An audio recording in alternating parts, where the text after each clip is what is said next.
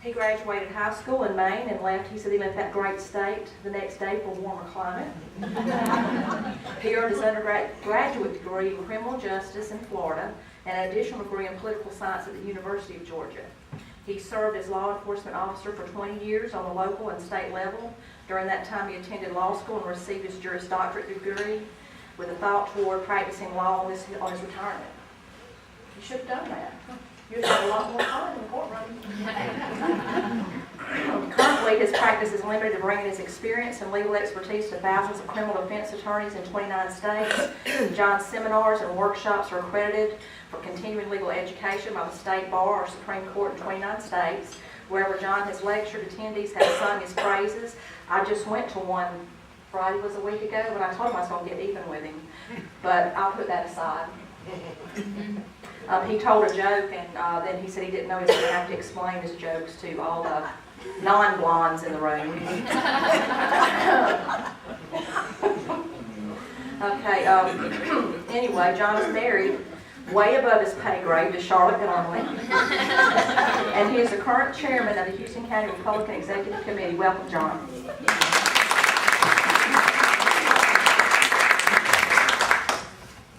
This is a treat, and I appreciate very much being here.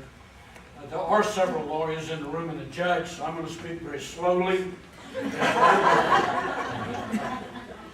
Having the opportunity to speak to lawyers in several states, I find this a much better crowd.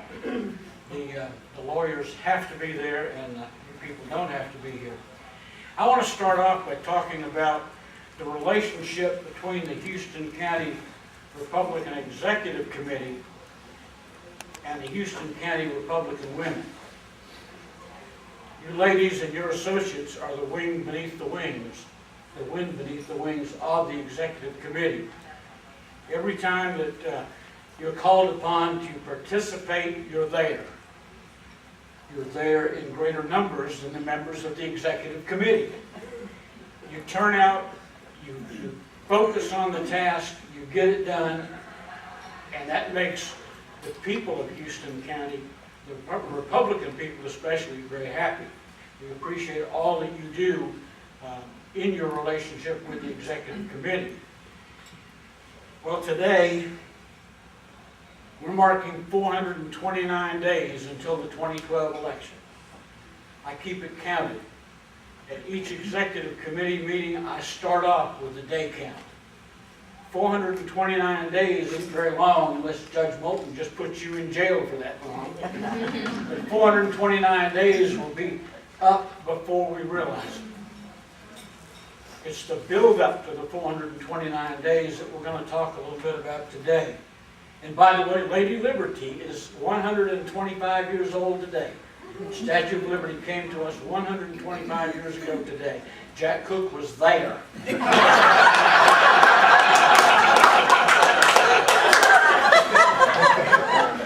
those of you that don't realize it, Jack is Charlotte's and my across the street neighbor. He and his bride, Carolyn.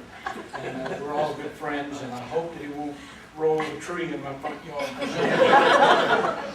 Let's talk about the Republican Party for just a minute. I'm going to give you the definition.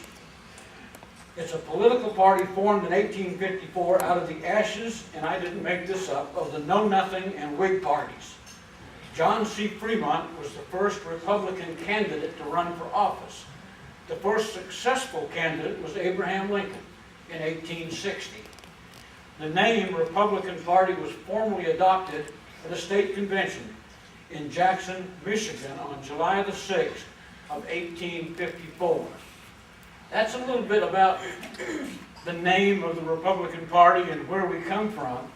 It's interesting to note that we have had almost 3 times as many Republican presidents as we have Democrats in the history of this nation, not counting the time before there was a Republican Party. But being a Republican is a lifestyle that we have developed over the years based upon time and our experiences in this country. It's correct to separate Republicans from conservative. There are some Democrats that are conservative, Of course, there are some Republicans that are liberal. We call those rhinos.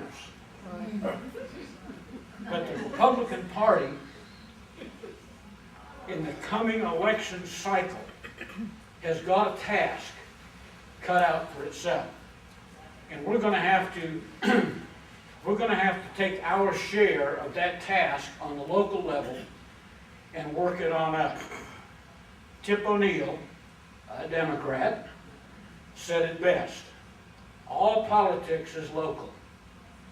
It starts here. And for this next election cycle, it starts now. We're going to have to recruit and back Republicans in order to keep our conservative lifestyle intact. We must realize that we have term limits in this country. A Democrat, Ted Kennedy, once says we do have term limits. It's at the voting booth. The problem is we don't exercise those term limits in a timely fashion. He didn't say that, I did.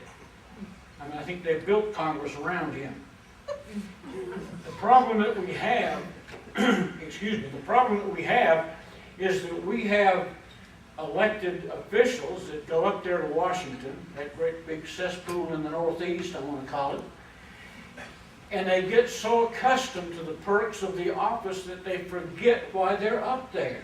That's right. Charlotte and I have a boy that works at Winn-Dixie.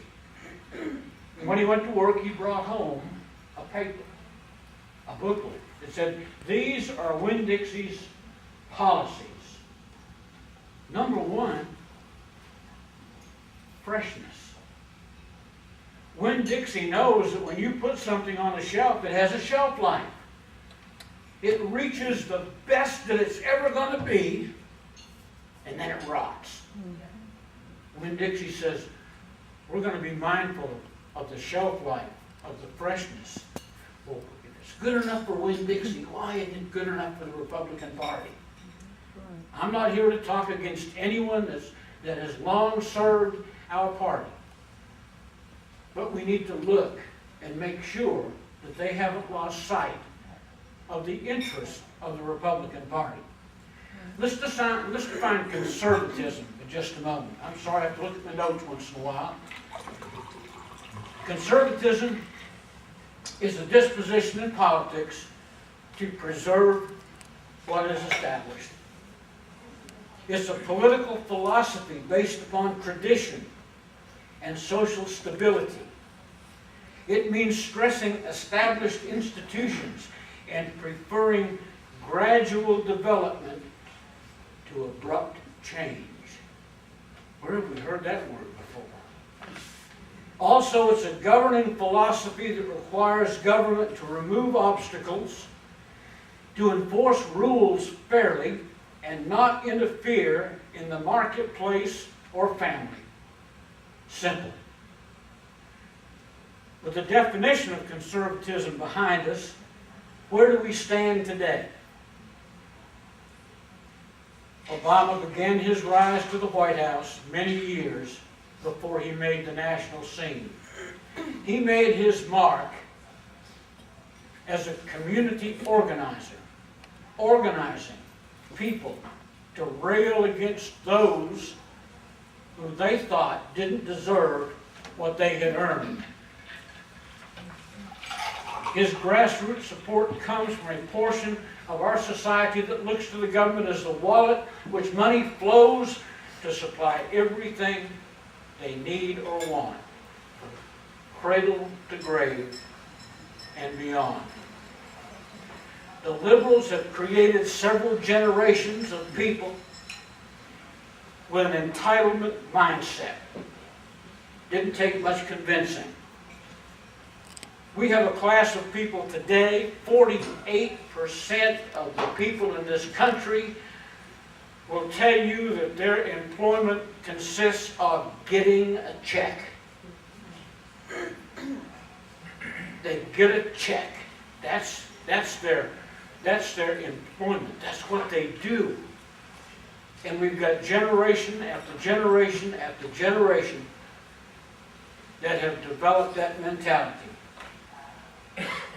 Well, now the daily dose from the White House is what? Fair share. Oh, they've got to pay their fair share. These millionaires and these billionaires have to pay their fair share. These corporate jets that fly around the country. This coming from the mouth of a man that will send his wife on an excursion 10,000 miles from Washington with an entourage of 2,500 people. This is from the man who, on a separate jet from his wife, goes to Martha's Vineyard on vacation, putting off his plan to restore jobs in this country until after his vacation. This is arrogance. Arrogance in Washington is the operative word. In reality, 58% of all federal income taxes are paid only by 5% of the people. These rich people have an average adjusted gross income of $159,000. That's rich in this country. The top 1% of earners pay 38% of all federal income taxes on an average income of $380,000. The bottom 50% of our citizens pay 2.7% of all federal income taxes in this country on an income of slightly less than $33,000 a year. Is that a fair share? I think not. When I hear someone say they want me to pay my fair share, what I'm really hearing is they want me to pay their share. Their share to be paid by someone else. Let me give you my definition of paying a fair share.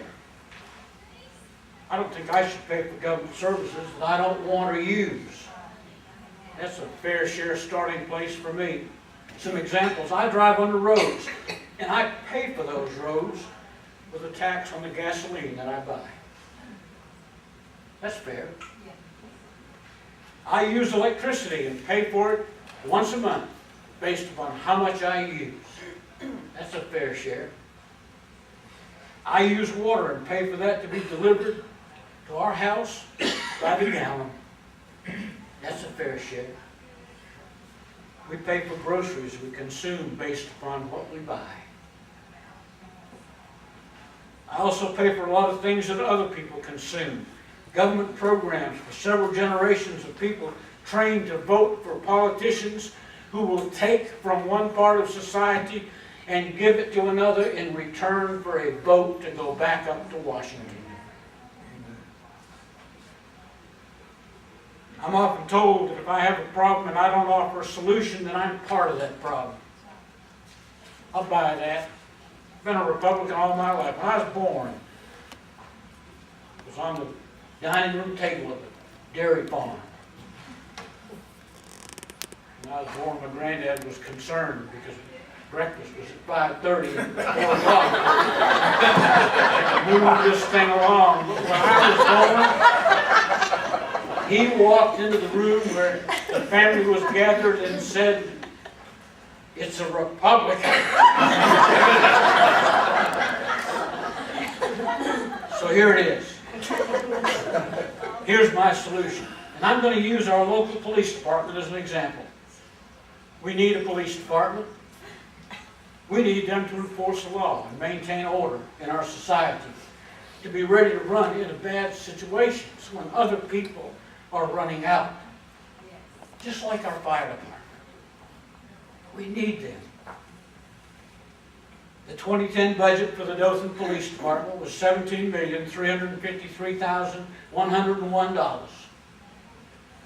During 2010, the Dothan Police Department answered 186,000 calls for service. I didn't call them. But I paid $257.14 as my share of the police department budget, just like every one of you who lives in Dothan paid. The population of Dothan, divided into $17,353,101, is $257.14.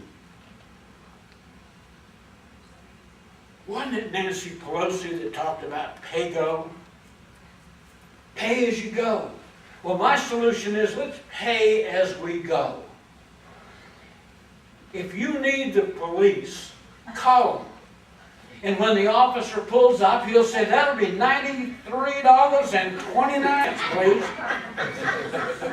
And when you pay it, the service will be rendered. Same with the fire department. I haven't figured out their budget.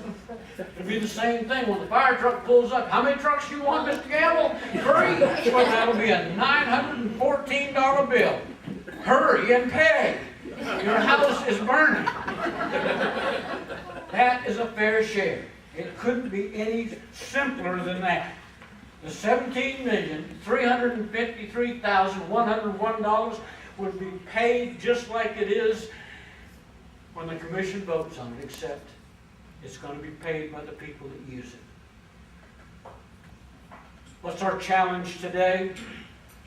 It's to attack those forces waging war on conservative ideals. What we've got to stop doing is fighting each other. There's going to be a debate tonight down in Orlando. This will be number 600 of I don't know how many. But they're going to get up there again and they're going to snipe at each other. That's wrong. Our focus should be attacking those liberal, socialistic policies that are taking over our country. That's where the attack should lie. We should not ever take our eyes off the prize. Conservative values, limited government, low taxes, business friendly. That's the prize. But we're going to get up there and we're going to snipe about something somebody might have said 2 weeks ago on Facebook. Yeah. Freedoms are under attack every day by an administration that thinks that it knows better how to spend our money than we do. I'll tell you something. There's only one thing that I firmly believe in my life above and in addition to all other things. The marketplace gets it right every time. When candidates run for office, the marketplace chooses the candidate that it feels will best fulfill the mission of society. If we pick the wrong one, as we did in the last presidential election, we can correct that error. Look to the marketplace. It's always right. The company that builds the best product at the best price will prosper without being taken over by the government. Stand back is what I want to say to the liberals and the socialists. This government has a goal on micromanaging, banking, education, food supply. I don't care what it is, they want to control it. Federal regulations are stifling our economy. You can't even rip the tag off the new pillow you bought the other day without being in violation of federal law. And who's enforcing it? Bureaucrats. Unelected, faceless, known to no one, are in a back room somewhere writing regulations to try and control your life. Let me give you one real quick example. A farmer up in the northern central part of the States was growing corn. And a federal official shows up at his door and says, "You don't have a permit to grow corn." He said, "Don't need one. Not going to sell it. It's for my family's use." "Oh, but you've got to have a permit to grow corn." He said, "I don't know why not. I'm not putting it into commerce." And that official said, "The fact that you're not putting in commerce subjects you to the regulation. By not putting it in commerce, we have authority over what corn you can grow." Bottom line, let me get to it. I've gone on long enough. The Republican Party is one of enduring principle, not passing convenience. The product of the most open and transparent process in American political history. We offer our political principles to our fellow Americans in the assurance that our principles are those that will unify our country. And they are simply this: that we have the courage in the face of foreign foes. That we have an optimistic patriotism driven by passion for freedom. That we have a devotion to the inherent dignity and rights of every person. That we have faith in the virtues of self-reliance, civic commitment, and concern for one another. That we have a strong distrust of government interference in our daily lives. And we have a dedication to the rule of law that both protects and preserves liberty. As chairman of the Houston County Republican Executive Committee, I am here to serve you. So together, we can protect those values that we share. Thank you for allowing me to rant.